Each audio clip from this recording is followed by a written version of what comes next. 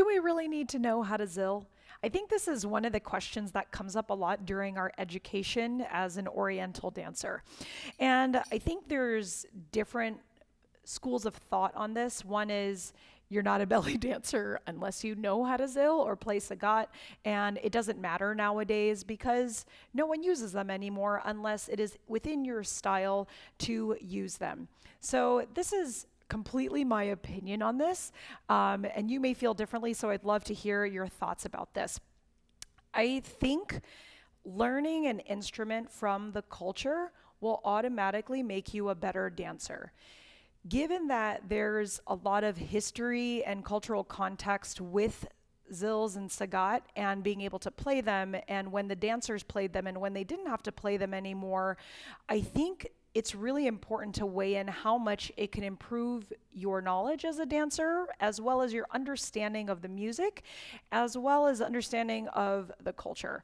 So, do you really need to know how to play it? You don't need to know how to play it. However, if you are a hard rock nerd like I am, and I'm like, yeah, I want to learn everything about everything as much as possible, then I highly suggest that you play them. Learn from someone who is an established player, learn from someone who does things differently versus a traditional sense, so you can get this full scope in how the zills or the sagat can be played. So I love watching multiple dancers use their zills, whether it's from American cabaret or it's a Turkish style dancer. It's beautiful. And the accompaniment of watching someone being able to move their body in addition to being a musician at the same time is not only impressive, but it goes to show you how encompassed they are in this art form. I'm not saying that if you don't learn it that you're not fully committed to it, but what I am saying is there's a different level of knowledge that comes when you learn how to play an instrument. You learn about music theory, you learn about where drumming, because the sagat is part of the rhythm family, right? Rhythm family of instruments. You learn how that plays in the musical realm and how Arabic music is structured. So it helps you understand that context more. So as a dancer, when we interpret the music and we're hearing it and we're putting it in our body and we're saying, how do we translate this out? I really think it makes a huge difference. I first started when I first started learning rock sharky, and I didn't get really good at first, and I didn't play it for years. The only time I played it was when I was gigging, because people wanted something like loud and something exciting, right?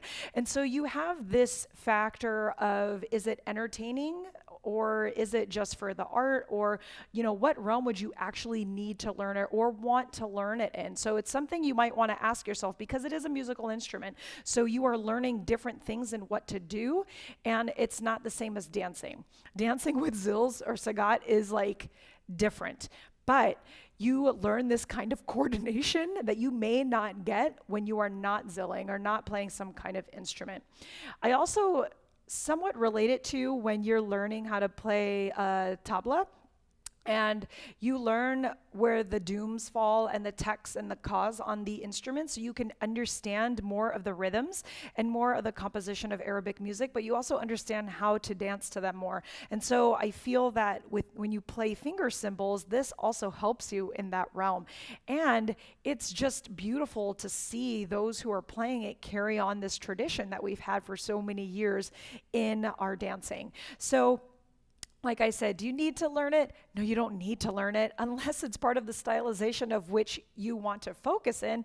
Then yeah, you need to learn it, and your teacher will be teaching you that because you're studying under someone who's in that style that you're wanting to learn from. So we talked about multiple elements of why you would want to learn or maybe not want to learn playing finger cymbals. The best thing to do if you're really questioning and don't have a solid answer for yourself is ask your teacher. Ask your teacher, what are your thoughts based on what your goals are, what kind of dancer you want to be, the kind of education that you want to focus on during your track and your process, because there's many ways to study the culture and many ways to study music and music theory and whatnot. And so the best person to consult is your teacher and other dancers who may or may not be in your position, right? So talk to people who play finger cymbals as well, and also talk to people who don't play finger cymbals. I think it's good to get their experience on whether or not they enjoy the choice that they made, right? And for me, one of the reasons why I chose to play finger cymbals is, one, I like to challenge myself, and so I was like, yeah, I'll take up an instrument, let's do this. Two, it helped me understand rhythm and how it's incorporated into Arabic music more, and how to play and coordinate with my body, which was very interesting, by the way. And then the other thing is, I like choices. So I don't want to not do something because I'm not able to. I want to have a choice on, no, I don't want to play zills today because it's just not the piece I'm doing, or yeah, I definitely want to play because this is the realm I'm in, or the client that I'm dancing for asked me for this, right? So I liked having options, and that's one of the reasons why I decided to learn, is because I didn't want to be cut out of that option. And there's nothing wrong with it, but that was just my feelings on it. If you end up deciding to not learn finger cymbals and sagat, and it's not part of your stylization, awesome, not a problem. But if you do want to learn, then there are so many teachers out there that are fantastic at teaching zills. I have another YouTube video that talks about DVDs to learn from. Ansuya is on that one. And she has a couple of DVDs about playing finger cymbals. I have two of her DVDs for that. And then Coco out of California, she is also a very good teacher for zills and sagat. And then there's also Ruby Bay.